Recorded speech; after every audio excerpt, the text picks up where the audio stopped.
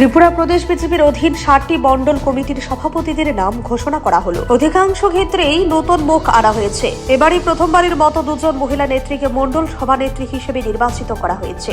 সোমবার প্রদেশ বিজেপি কার্যালয়ে আহত সাংবাদিক সম্মেলনে 7টি মণ্ডল কমিটির সভাপতিদের নাম ঘোষণা করেন প্রদেশ বিজেপির স্টেট রিটার্নিং অফিসার এসসি দেব। অবশেষে প্রদেশ বিজেপির অধীন 7টি মণ্ডল কমিটির নির্বাচিত সভাপতিদের নাম ঘোষণা করা হলো। সোমবার সকালে রাজ্য বিজেপি দপ্তরে সাংবাদিক সম্মেলন করে 7টি মণ্ডল কমিটির সভাপতির নাম ঘোষণা করেন ত্রিপুরা প্রদেশ বিজেপির state returning officer SC Deb. সাংবাদিক সম্মেলনে উপস্থিত ছিলেন সহকারী রিটার্নিং অফিসার বিপিন দেববর্মা।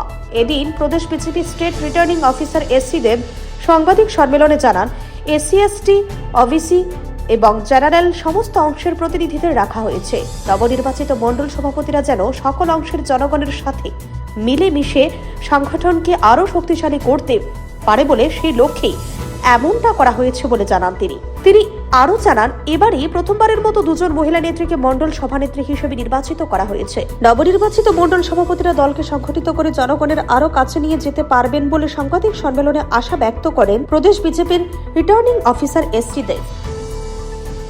একটা শুধু নির্দিষ্ট দিন করেছিলাম, যে দিনের মাধ্যমে আমরা সাংগঠনিক প্রক্রিয়া শুরু করার আগে যারা যারা প্রাথমিক সদস্য হয়েছে এবং যারা সক্রিয় সদস্য হয়েছে তাদের মাধ্যমে আমাদের যে কমিটিগুলো গঠন হয়েছে। তো এই কমিটি গঠন করতে গিয়ে আমাদের রাজ্যের গত 11ই নভেম্বর থেকে 30 নভেম্বরের মধ্যে আমাদের বুথ কমিটি গঠনের কার্যক্রম চলছিল। এই কার্যক্রম আমরা সর্বভারতীয় যে ন্যাশনাল রিটার্নিং অফিসার ডক্টর কে লক্ষ্মণজি, উনি একজন সম্মানীয় এমপি, উনি আমাদের রাজ্য নির্বাচন কমিটি গঠন করেছিলেন। সেখানে আমি ছিলাম স্টেট রিটার্নিং অফিসার, আমার সঙ্গে সহ রিটার্নিং অফিসার হিসেবে দুজন ছিল। তাদের মাধ্যমে আমরা কাজ শুরু করেছি এবং আমাদের এই কাজটা শেষ করতে গিয়ে আমরা জেলা পর্যায়ে আমরা একজন রিটার্নিং অফিসার এবং দুইজন সহ রিটার্নিং অফিসার দিয়েছি। মণ্ডল স্তরে প্রত্যেকটা মণ্ডলে একজন করে আমরা মণ্ডল সংগঠন পর্ব সহযোগী নিয়োগ করেছি, যার ফলে জেলাতে 10টি জেলা, আমাদের সাংগঠনিক 10টি জেলাতে আমরা একজন জেলা রিটার্নিং অফিসার এবং দুইজন সহ রিটার্নিং অফিসার করে 30 জনকে আমরা অ্যাপয়েন্টমেন্ট দিয়েছি। এবং মণ্ডল আমরা 60টা মণ্ডল, সেই 60টা মণ্ডলের জন্য আমরা 60 জন মণ্ডল সংগঠন পর্ব সহযোগী, যাদেরকে আমরা সংক্ষেপে MSPS বলি, সেই মণ্ডল সংগঠন পর্ব সহযোগীকে আমরা নিয়োগ দিয়েছি। এবং তাছাড়া বুথ স্তরের নির্বাচনের জন্য আমরা শক্তি কেন্দ্র সংগঠন পর্ব সহযোগী SSPS সংক্ষেপে বলা হয়, সেই SSPS কে আমরা নির্বাচন করেছি। আমাদের ত্রিপুরা রাজ্যে 3352টি বুথ আছে, সেই সমস্ত বুথের নির্বাচন পরিচালনা করার জন্য আমরা 911 জন SSPS আমরা নিয়োগ করেছিলাম। সেই সমস্ত SSPS সমস্ত বুথে গিয়ে বুথের যারা প্রাথমিক সদস্য হয়েছিল তাদেরকে নিয়ে আমাদের বৈঠক করে, সেই বৈঠকে সকলের সম্মতিতে আমাদের বুথ কমিটির সভাপতি মনোনীত করেছে এবং সেই সভাপতি আমরা ইতিমধ্যেই আমরা ঘোষণা করে দিয়েছি। সারা ত্রিপুরা রাজ্যে বিভিন্ন জেলাতে গিয়ে আমাদের ঘোষণা হয়েছে।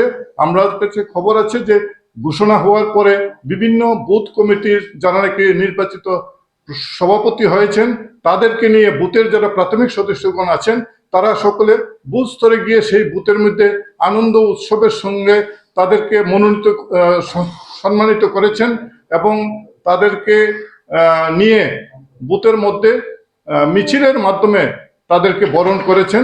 কাজে এটা একটা খুব ভালো বার্তা দিয়ে। প্রসঙ্গত উল্লেখ যে এবারই প্রথম যে দুজন মহিলা নেত্রীকে মণ্ডল কমিটির সভানেত্রী করা হয়েছে তারা হলেন 13 প্রতাপগড় মণ্ডল কমিটির সভানেত্রী স্বপ্না দাস এবং 45 কমলপুর মণ্ডল কমিটির সভানেত্রী শম্পা দাস। এছাড়া ঘোষিত মণ্ডল সভাপতিদের মধ্যে অধিকাংশই নূতন মুখ।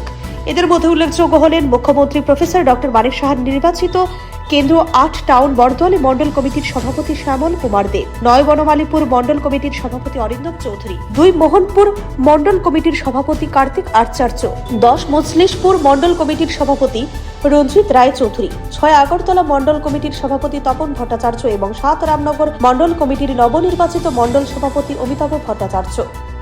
Bureau report, CNA TV। Kaveri TV, channel for news and entertainment.